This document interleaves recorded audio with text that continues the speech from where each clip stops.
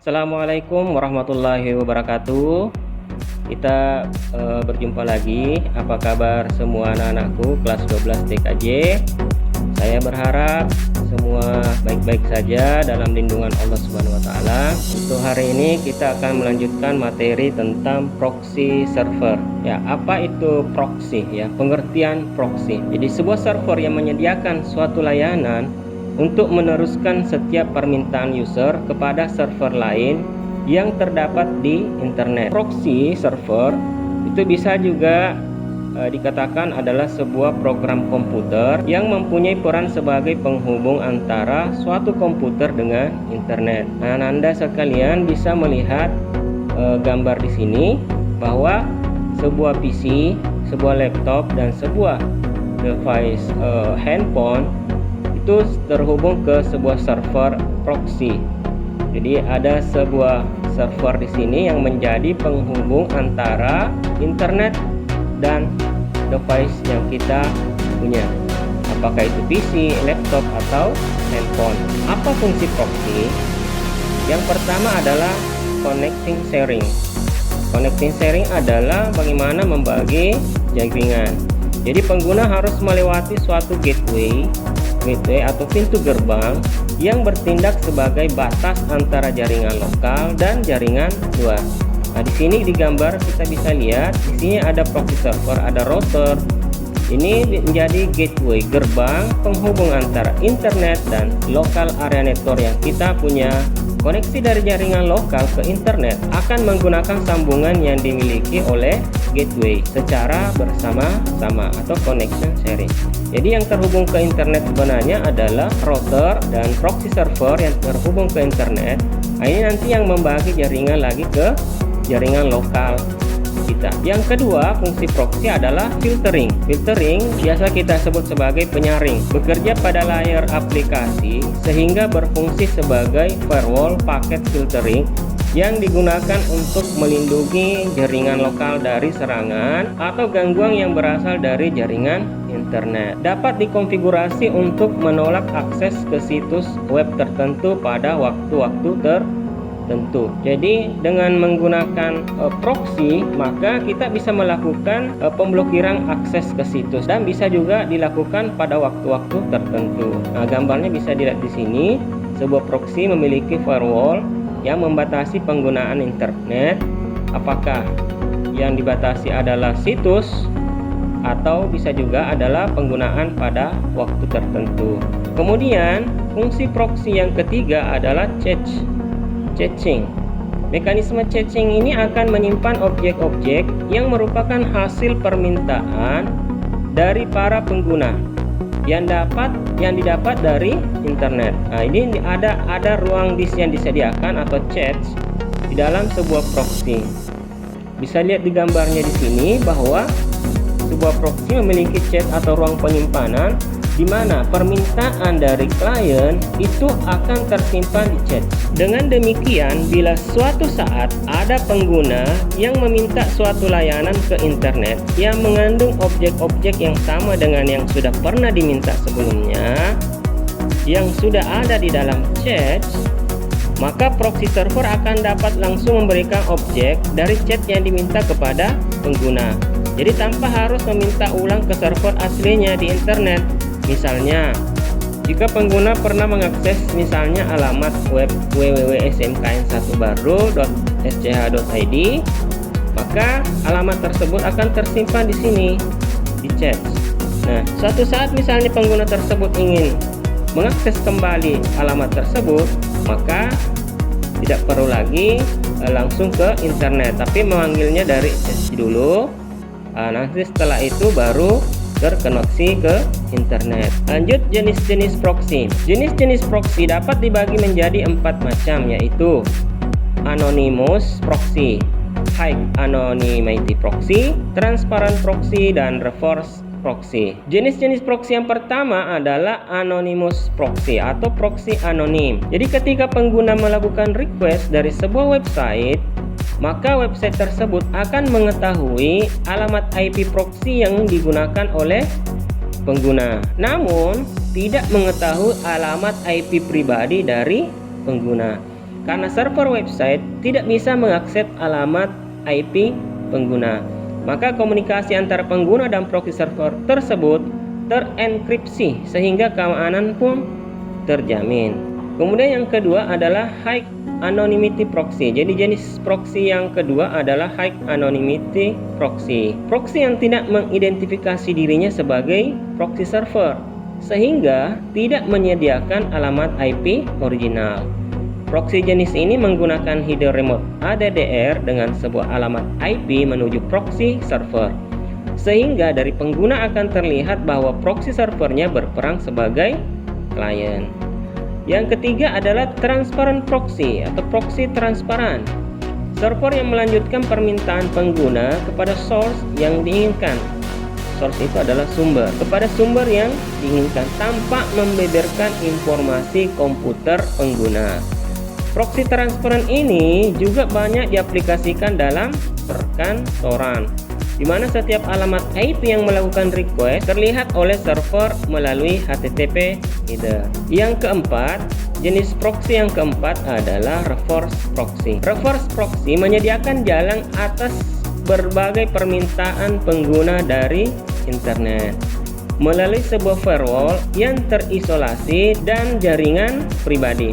Jadi reverse proxy banyak digunakan untuk mencegah klien pada internet terhubung dengan akses yang tak termonitor yang melibatkan data sensitif konten dari sebuah jaringan yang tertutup seperti intranet. Cara kerja proxy. Bagaimana cara kerja proxy?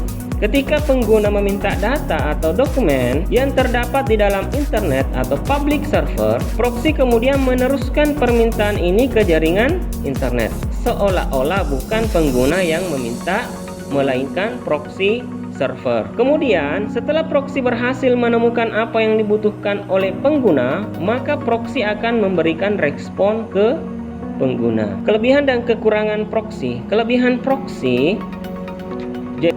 proxy keamanannya terjaga karena proxy sebagai pembatas antara jaringan lokal dan jaringan luar internet. Yang kedua, tentu saja pada situs atau website yang telah diakses sebelumnya itu dapat dibuka kembali dan menjadi lebih cepat karena akses tidak membutuhkan ke jaringan internet luar, melainkan sudah ada pada direktori cache proxy. Kemudian ketiga, adanya fasilitas filtering atau penyaring, baik filter untuk pengguna, konten, atau isi dan waktu akses. Kekurangan proxy.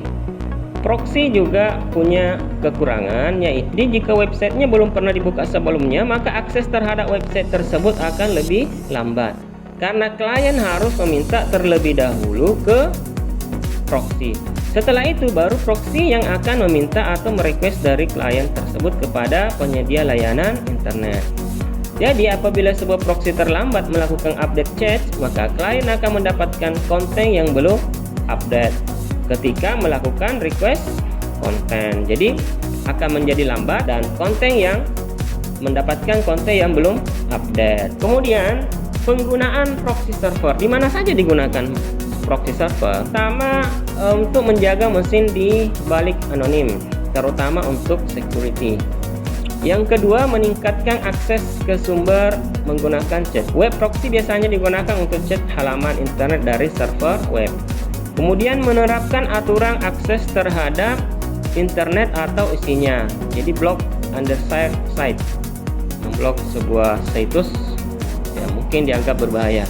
Untuk penggunaan log audit, ini digunakan untuk pelaporan penggunaan internet dalam di sebuah perusahaan. Yang kelima, untuk melewati kontrol keamanan. Yang keenam, memindai perpindahan konten bila terdapat malware sebelumnya. Kemudian yang ketujuh, memindai konten outbound, misalnya untuk perlindungan data dari kebocoran. Kemudian untuk menghindari pembatasan regional. Jadi ada 8 penggunaan proxy server. Kemudian aplikasi proxy server, sebuah layanan, dan layanan ini dijalankan oleh sebuah aplikasi. Aplikasi yang pertama yang bisa digunakan untuk menjalankan proxy server adalah Squid. Filter yang dimiliki oleh Squid diantaranya adalah kemampuan melakukan cache dengan baik. autentifikasi modul yang beragam. Kemudian mampu melakukan manajemen bandwidth, transparent proxy, dan monitoring software. Dan masih banyak lagi yang lain. Yang kedua, SafeSquid. SafeSquid ini adalah software buatan OAPL. Ini memiliki fungsi hampir sama dengan Squid. Namun sayangnya, software ini tidak open source. Tidak terbuka untuk umum untuk dilakukan pengembangan aplikasi, melainkan ini bisa dicoba menggunakan versi free yang gratis dari SafeSquid. Kemudian kelebihannya ini adalah konfigurasi SafeSquid ini dapat disetting menggunakan via browser, misalnya dengan Google Chrome. Kemudian aplikasi proxy server yang ketiga adalah PreFoxy. Ini membuat kegiatan berselancar di internet lebih menyenangkan karena kemampuan PreFoxy ini adalah diantaranya mengkonten filter. Jadi dia menghilangkan banner berdasarkan ukuran, box yang tidak tampak, kemudian menghilangkan pop-up dan sebagainya, sehingga ini menjadi lebih menyenangkan. Kemudian aplikasi proxy server yang keempat adalah OOPS. OOPS dibuat oleh Igor karena dia tidak puas terhadap beberapa aspek yang ada di Squid. Jadi terdapat beberapa perbedaan yang tampak antara OOPS dan Squid adalah jika Squid meletakkan seluruh objek dalam file terpisah-pisah dalam direktori yang bertingkat, OOPS justru meletakkan seluruh objeknya pada beberapa file besar. Jadi ini perbedaannya. Kalau Squid itu diletakkan objek dalam file terpisah, kalau OOPS itu meletakkan objeknya pada beberapa file besar. Fitur lainnya hampir sama dengan proxy server yang pada umumnya. Kemudian yang kelima, aplikasi proxy server TinyProxy. TinyProxy ini tidaklah selengkap dan sekompleks Squid. Misalnya, karena tujuan utama dibuatnya TinyProxy adalah menciptakan proxy yang lebih kecil, efisien, dan tidak memerlukan banyak resource hardware. Jadi TinyProxy hanya memerlukan PC sekelas 486 untuk operasinya. Fitur yang dimiliki TinyProxy diantaranya support HTTP request, transparent proxy.